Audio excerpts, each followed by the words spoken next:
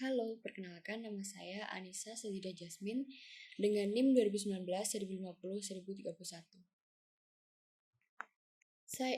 Saya akan menjelaskan tentang kependudukan.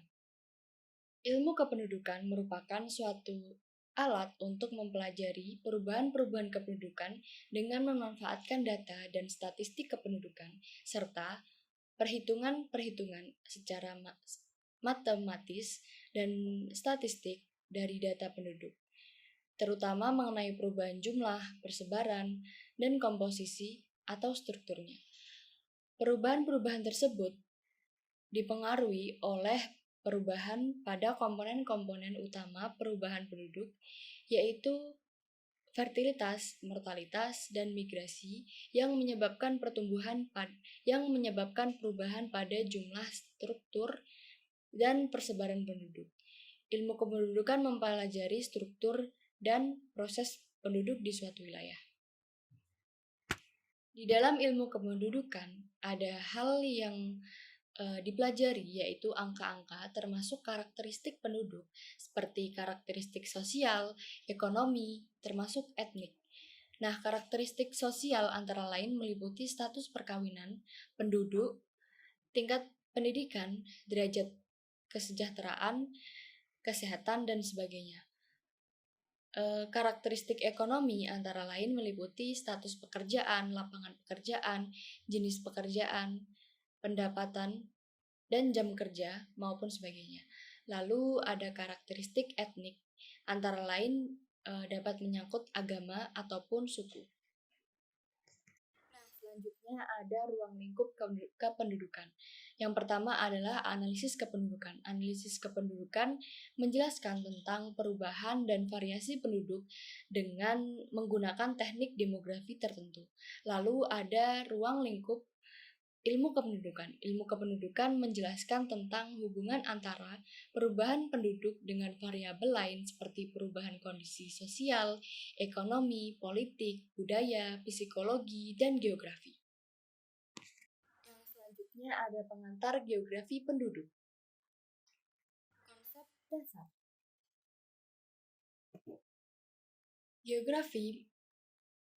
Geografi penduduk adalah cabang ilmu manusia yang mempelajari tentang perbedaan dan persamaan aktivitas manusia dalam memanfaatkan lingkungan.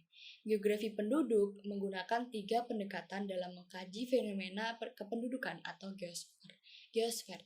Yang pertama, spatial approach, lalu ecological approach, regional complex. Nah, kependudukan sendiri memiliki komponen-komponen, yaitu yang pertama politik, demografi, sosial budaya. Lalu selanjutnya ada ruang lingkup.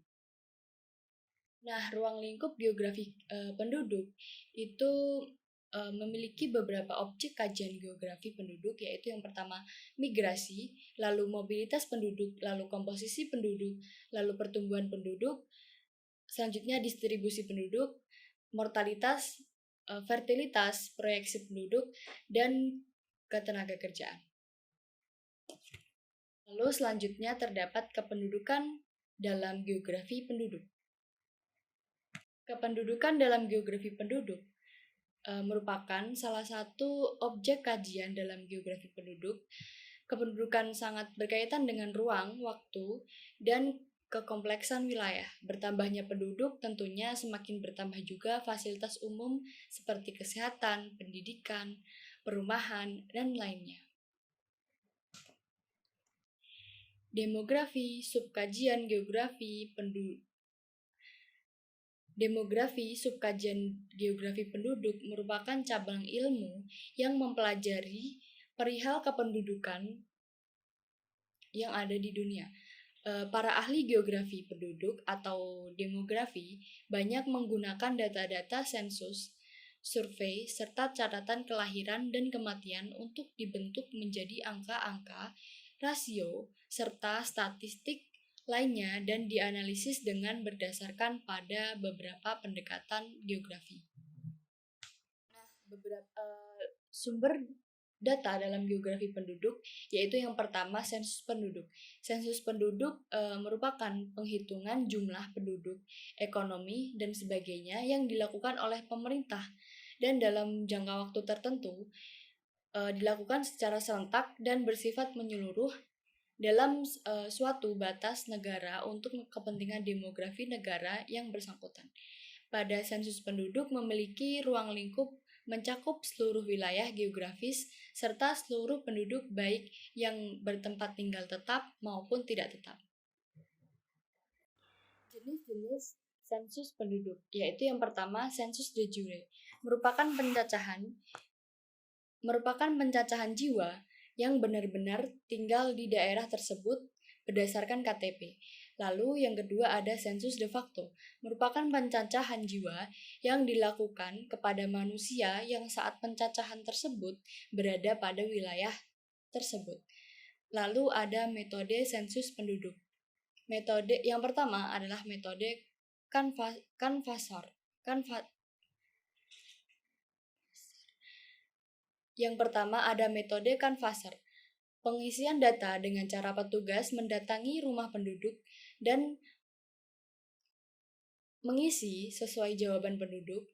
Nah, pada metode ini memiliki kelebihan yaitu keakuratan data itu sangat tinggi. Tapi dalam metode ini juga memiliki kekurangan, yaitu waktu yang diperlukan sangat lama karena petugas harus mendatangi rumah para warga satu persatu. Lalu yang kedua ada metode householder. Nah, metode ini pengisian data itu dilakukan oleh penduduknya sendiri dengan keunggulan metode ini memerlukan waktu yang sangat cepat. Namun kekurangan dari metode ini adalah bisa saja warga tersebut mengisi dengan tidak sesuai dengan keadaan, maka kekurangan metode ini adalah kurang keakuratannya data tersebut. Lalu terdapat data-data yang dikumpulkan yaitu karakteristik demografi. Dalam karakteristik demografi ini ada kelahiran, kematian, dan migrasi. Lalu ada ekonomi. Dalam ekonomi terdiri dari lapangan usaha, jenis pekerjaan, status pekerjaan. Lalu yang ketiga ada sosial budaya. Nah, pada data ini itu seperti pendidikan, kondisi tempat tinggal, dan kegiatan penduduk seperti itu. Data-data tersebut itu sangat berperan dalam bidang perencanaan. Kenapa? Karena berperan untuk mengetahui tingkat keberhasilan pembangunan, mengetahui jumlah penduduk seluruhnya, mengetahui pertumbuhan penduduk, mengetahui persebaran dan kepadatan penduduk, mengetahui besarnya urbanisasi, dan merencanakan pengembangan untuk nusa dan bangsa secara berkelanjutan. Lalu yang selanjutnya ada konsep demografi. Nah, pada konsep demografi ini memiliki ruang lingkup yaitu kesehatan, geografi, hukum, ekonomi, psikologi, dan sosiologi. Nah, definisinya itu yaitu demografi mempelajari struktur dan proses penduduk di suatu wilayah, meliputi jumlah, persebaran, komposisi penduduk. Nah, struktur ini itu selalu berubah disebabkan oleh proses demografi yaitu kelahiran, kematian, dan migrasi. Nah, selanjutnya yaitu manfaat demografi. Yang pertama yaitu mengetahui jumlah, komposisi, distribusi, serta perubahan penduduk di suatu daerah. Lalu yang kedua yaitu mengetahui perubahan penduduk di masa lampau dan mengestimasi penduduk di masa depan. Yang ketiga yaitu mengembangkan hubungan sebab akibat antara perkembangan penduduk dengan berbagai aspek pembangunan sosial seperti ekonomi, budaya, politik, lingkungan, dan keamanan. Lalu yang ketiga mempelajari dan mengantisipasi kemungkinan konsekuensi pertumbuhan penduduk di masa yang akan datang.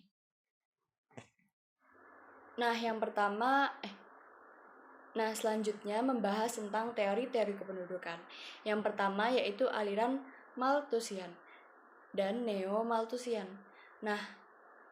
Aliran Malthusian itu Thomas Robert Malthus atau seorang pendeta dari Inggris merupakan pelopor aliran ini. Nah, Malthus itu menyatakan bahwa penduduk seperti juga tumbuh-tumbuhan dan binatang, apabila tidak ada pembatasan, akan mudah berkembang biak dan memenuhi beberapa bagian dari permukaan bumi ini dengan cepat. Manusia akan mengalami kekurangan bahan pangan apabila tidak ada pembatasan terhadap pertumbuhan penduduk. Menurut Malthus, pembatasan tersebut dapat dilakukan melalui dua cara, yaitu preventive check dan positive check. Nah, apa sih preventive check itu? Preventive check itu ialah pengurangan penduduk melalui penekanan kelahiran. Lalu positive check itu adalah pengurangan penduduk melalui proses kematian. Nah, pendapat Malthus ini banyak mendapat tanggapan dari para ahli, yaitu yang pertama, Malthus tidak memperhitungkan kemajuan transportasi. Yang kedua, Malthus tidak memperhitungkan kemajuan teknologi terutama dalam bidang pertanian yang dapat meningkatkan produksi lebih cepat. Lalu yang ketiga, Malthus tidak memperhitungkan usaha pembatasan kelahiran bagi pasangan yang sudah menikah. Lalu yang keempat, Malthus tidak menghitung bahwa fertilitas akan menurun apabila terjadi perbaikan ekonomi dan standar hidup penduduk ditinggikan. Lalu masih aliran Malthus dan Neo-Malthusian. Nah, yang kedua itu yang selanjutnya itu adalah aliran Neo-Malthusian. Nah, kelompok Neo-Malthusian ini adalah kelompok yang menyokong aliran Malthus tetapi lebih radikal. Nah, Paul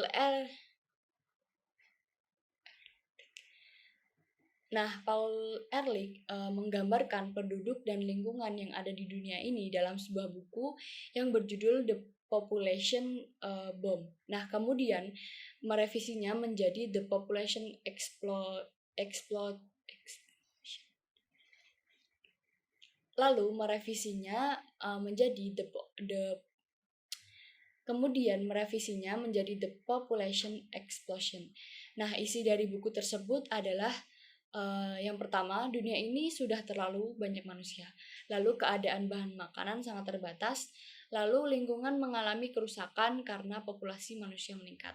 Nah, para ahli biologi dan ahli lingkungan mendukung analisa ini karena dinilai memiliki kesamaan dengan dunia binatang dan tumbuh-tumbuhan, di mana pertumbuhannya itu dibatasi oleh daya tampung alam. Nah, sedangkan para ahli ilmu sosial memberikan kritikan karena tidak memasukkan unsur sosial dan budaya dalam teori tersebut. Nah, aliran ini dipelopori oleh Karl Marx dan Friedrich Engels. Nah, aliran ini itu tidak sependapat dengan teori Malthus bahwa manusia akan mengalami kekurangan bahan pangan jika tidak dilakukan pembatasan terhadap pertumbuhan penduduk. Menurut Marx, tekanan dalam suatu negara bukanlah bahan pangan, tetapi tekanan kesempatan pekerjaan. Nah, Marx mengatakan bahwa hukum kependudukan di negara sosial merupakan antitesa hukum kependudukan di negara kapitalis. Artinya, apabila di negara kapitalis tingkat kelahirannya itu dan tingkat kelahiran dan kematiannya itu rendah, maka di negara sosialis mengalami kebalikannya, yaitu tingkat kelahiran dan kematian tinggi. Nah, pendapat ini itu mendapat kritikan karena pada kenyataan Marx mengatakan bahwa hukum kependudukan di negara sosialis merupakan antitesa hukum kependudukan di negara kapitalis. Artinya di negara kapitalis tingkat kelahiran dan kematian rendah, maka di negara sosialis mengalami kenaikannya, yaitu tingkat kelahiran dan kematian tinggi. Lalu selanjutnya yang ketiga yaitu beberapa teori kependudukan mutakhir. Nah, pada akhir abad ke-2019, permulaan abad ke-20, teori Malthus dan Marx itu mengalami formulasi kembali atau reformulasi yang merupakan rintisan teori kependudukan mutakhir. Nah, teori ini itu dibagi menjadi dua kelompok, yaitu yang pertama ada teori fisiologi dan sosial ekonomi. Nah, tokoh yang pertama itu yaitu John Stuart Mill. Nah, seorang ahli filsafat dan ahli ekonomi yang berkebangsaan Inggris ini menerima pendapat Malthus mengenai laju pertumbuhan penduduk melampaui laju pertumbuhan makanan sebagai suatu aksioma. Nah, namun ia juga berpendapat bahwa situasi tertentu manusia dapat mempengaruhi perilaku demografinya. Nah, menurut Mill, menurut John, jika pada suatu wilayah terjadi kekurangan bahan makanan, maka keadaan ini hanyalah bersifat sementara dan dapat dipecahkan dengan dua kemungkinan, yaitu mengimpor bahan makanan atau memindahkan sebagian penduduk ke wilayah lain. Nah, tokoh yang kedua yaitu Arsène Dumont. Nah, beliau ini adalah seorang ahli demografi bangsa Prancis yang hidup pada akhir abad 19. The Population at Civilization. Nah, menyatakan teori penduduk baru yang disebut dengan teori kapilaritas sosial. Nah, kapilaritas sosial ini mengacu pada keinginan seseorang untuk mencapai kependudukan yang tinggi di masyarakat. Lalu tokoh yang ketiga yaitu Emile. Beliau ini adalah seorang ahli sosiologi Prancis yang hidup pada akhir abad 2019. Nah, Emile ini lebih menekankan perhatian pada akibat dari pertumbuhan penduduk yang tinggi. Ia berpendapat bahwa pada suatu wilayah dengan kepadatan penduduk yang tinggi, sebagai akibat dari tingginya laju pertumbuhan penduduk akan timbul persaingan antar penduduk tersebut untuk bertahan hidup. Nah, tokoh yang keempat yaitu Michel Thomas Sattler dan Doubleday. Nah, Sattler dan Doubleday ini adalah seorang ahli fisiologis. Sattler sendiri berpendapat bahwa daya reproduksi manusia itu dibatasi oleh jumlah penduduk yang ada di suatu negara atau wilayah tersebut. Nah, sedangkan Thomson itu meragukan kebenaran teori ini setelah melihat keadaan di Jawa, India, dan Cina di mana penduduknya sangat padat tetapi pertumbuhan penduduknya juga tidak tinggi.